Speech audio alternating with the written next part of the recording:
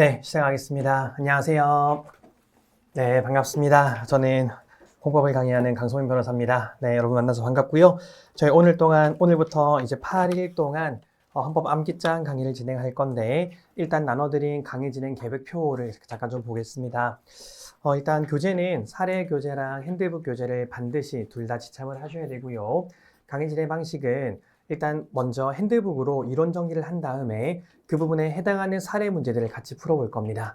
근데 사례집이 이제 어느덧 팔판이 되어가지고 흉기가 되었습니다. 그렇죠? 굉장히 두꺼워졌어요. 그래서 뭔가 다른 대책이 없을까 고민을 해봐도 대책이 없습니다. 대책이 없어요. 그래서 일단은 저희는 여기에 있는 모든 내용들을 다 보지는 못하고 좀 답안으로서의 의미가 있는 것들만 볼 겁니다. 그래서 그 외의 것들은 패스를 할 건데, 여러분들은 복습하실 때 가볍게 소재라도 반드시 좀 읽어보세요. 소재라도 보셔야지만 그래도 모의시험 문제를 전반적으로 한번 보는 의미가 있기 때문에 한번 꼭 좀 보셔야 되겠습니다. 변호사 시험 사례 문제 출제되는 좀 기조를 보면은 물론 좀 상황에 따라 다르기는 하지만은 일단 그 출제되는 범위가 좀 정해져 있는데요. 일단 좀 늘 그렇다고 말씀드릴 수는 없습니다만은 첫 번째는 모의시험 사령에 나왔던 게 최근에는 변호사 시험에 꼭 하나씩 나오고 있습니다. 그만큼 모의시험이 많이 축적이 되어 있기 때문에 모의시험에 한번 나왔던 것들은 변호사 시험에 출제될 가능성이 굉장히 높고, 그래서 이제 이 강의에서는 우리가 모의시험 사령에 나왔던 것들 전반적으로 보기 때문에 제 강의를 들은 분들이 이제 그런 것들이 불이타가 아니게 되는 거죠. 그런데 이제 모의시험 문제들을 안 보고 들어가면은 이런 문제가 있었어? 라고 할 수가 있기 때문에 우리는 전반적으로 다 볼 겁니다. 그래서 모의 사례 나왔던 거는 변시 나올 가능성이 굉장히 높다. 그 다음에 특히 또 두 번째는 변호사 시험 객관식에 나왔던 것들도 변호사 시험 사례용으로 나올 가능성이 굉장히 높습니다. 그러니까 객관식 범위가 사례 범위보다 조금 넓다 보니까 객관식에 나왔던 것들 중에 일부가 사례용으로 출제가 되는 경우들이 종종 있거든요. 그래서 여러분들은 객관식 문제를 푸실 때, 특히 변시 기출을 푸실 때는 이게 사례에 나오면 어떻게 써야 되지? 이런 고민들도 하시면서 같이 보시면 좋을 것 같고요. 어쨌든 세 번째는 최신 판례입니다. 최신 판례 출제가 된다거나 그 세 가지가 우리가 좀 유형화 시킬 수 있는 좀 전형적인 그 출제의 어떤 범위이고요. 그 외에도 당연히 좀 중요한 쟁점들이 있으면은 교수님들이 출제를 하기도 합니다. 아무튼 좀 그런 측면에서 사례를 전반적으로 다 보는 강의다, 이렇게 보시면 될 것 같고, 시간은 미리 공지되어 있는 것처럼 1시 50분부터 5시 50분까지인데 일단 5시 50분까지는 제가 맞춰드릴 겁니다. 여러분들 저녁에 또 그 정 변호사님 강의 들으시는 분들이 수업이 있으셔가지고 맞춰드릴 건데, 이게 약간 변명 아닌 변명을 하자면 저희가 원래 학원이 그 투 트랙이 있거든요. 그 레벨업 이론 강의랑 사례 강의 투 트랙이 있는데 변명하고 있는 겁니다. 이론 강의랑 사례 강의가 있는데 원래는 교차 수강이 안 되었어요. 교차 수강이 안 되었는데 이게 작년부터 좀 학생들 편의 위해서 교차 수강을 되도록 저희가 시스템을 바꿨습니다. 근데 그러다 보니까 이게 약간 강의들이 겹치는 거예요. 그래가지고 이제 발생한 문제입니다. 네, 이상 변명 끝. 자, 어쨌든 그래서 저희가 1시 50분, 5시 50분까지 할 건데 토요일은 더블입니다. 그래서 토요일은 오후 저녁 진행할 거고, 좀 정 변호사님 민소 들으시는 분들은 죄송하지만 민소를 들으시면 되겠습니다. 들으시고 유캔 이제 인강으로 보완을 하시고 좀 그렇게 진행하시면 될 것 같고, 그리고 1월은 계속 저녁에 강의를 진행을 하게 될 겁니다. 어쨌든 일정표는 잘 확인을 하시고요.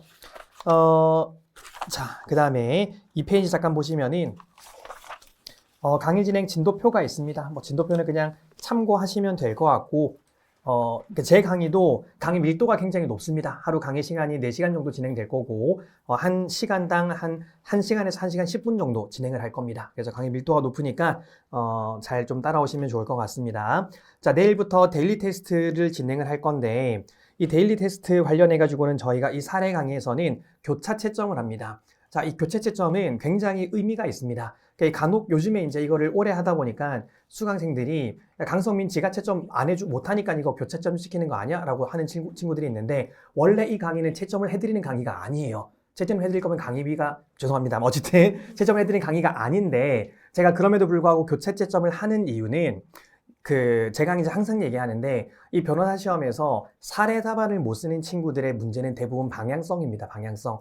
여러분들의 지식의 문제도 있지만 사실 내가 어떻게 답안을 써야 될지 알지 못해서 답안 점수가 낮은 친구들이 대부분이거든요. 그런데 이게 왜 모르냐? 내가 다른 사람들의 답안지를 본 적이 없고 다른 사람 답안지를 채점해 본 적이 없어요. 좀 정확하게 말하면은 다른 사람 답안지를 모범 답안만 봤잖아. 근데 항상 우리는 모범 답안과 나는 분리시켜서 보잖아요. 아, 나는 이렇게 쓸 수 없지 라고 분리시켜서 보고 현실적인 답안지들을 봐본 적이 없기 때문에 다른 친구들이 답안지를 어떻게 쓰는지 알 수가 없고요. 두 번째는 채점을 당해봤기 때문에 채점을 할 때 어떤 부분에는 점수를 줄 수 있고 어떤 부분에는 점수를 줄 수 없는지를 경험을 해보지 못했기 때문입니다.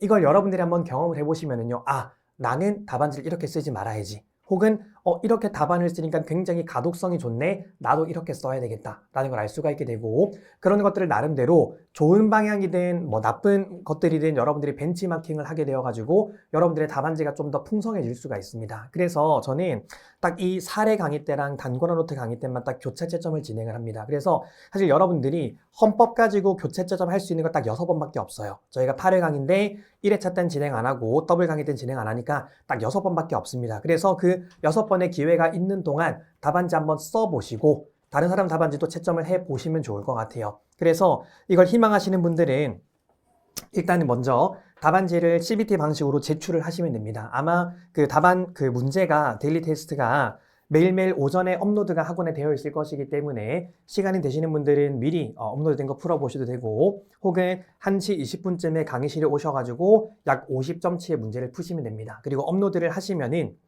1교시를 마치면은 저기 이제 강의 자료를 올려두는 곳에 저희가 여러분들의 답안지를 다 인수를 해서 둘 겁니다. 거기 보면 이름은 어차피 다 생략되어 있고 여러분들 아이디 여러분들 대충 다 보실 수 있으니까 본인이 누군지는 모를 겁니다만은 여러분들의 답안지를 다 올려둘 겁니다. 그러면은 거기서 아무 답안지나 하나 들고 가시면 돼요.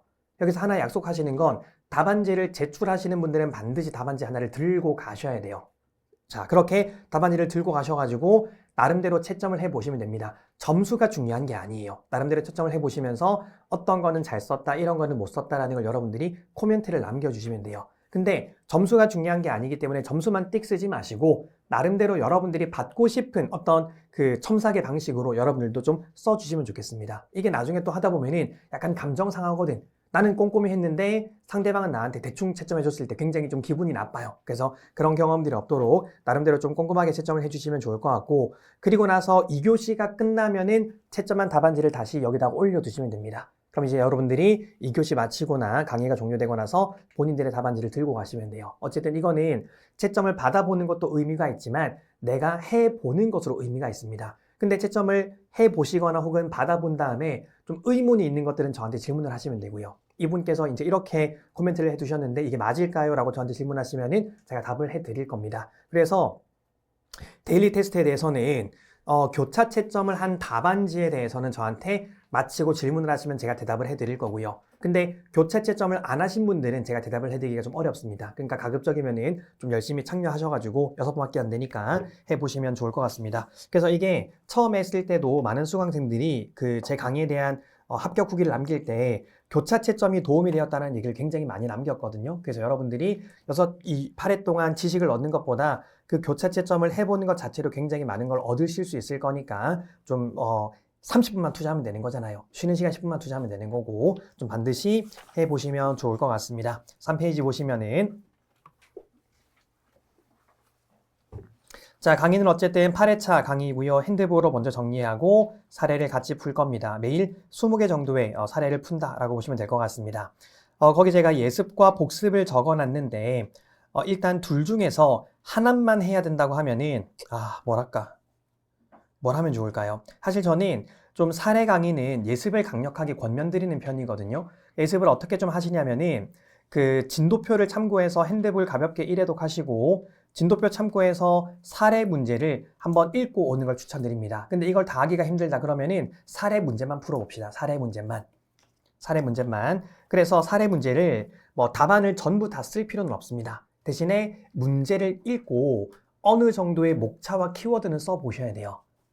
아니면 차라리 이렇게 합시다. 절대 해설을 읽지 마세요. 강의 들어오기 전까지는 해설 읽지 마시고 문제를 풀고 사례랑 그 답안을 목차랑 키워드 위주로 써가지고 포스트잇 같은 걸 붙이세요. 저도 여기 보면은 이런 이제 이 정도 사이즈 된 포스트잇 저는 굉장히 많이 활용하는데 이건 뭐 안 보이시겠지만 이런 것들은 이제 저는 우리 회차 때마다 진행할 사례를 다 체크를 해둔 거거든요. 여러분들도 나름대로 포스트잇에다가 이 문제에 대한 목차랑 키워드를 한번 써보는 겁니다. 그리고 그걸 들고 강의에 와가지고 이제 실제로 제가 강의할 때 혹은 사례 답안을 보면서 여러분들이 쓴 것과 제가 강의 때 하는 것에 어떤 차이가 있는지 한번 비교를 해보는 거죠. 좀 그런 식으로 하시면 좋을 것 같고,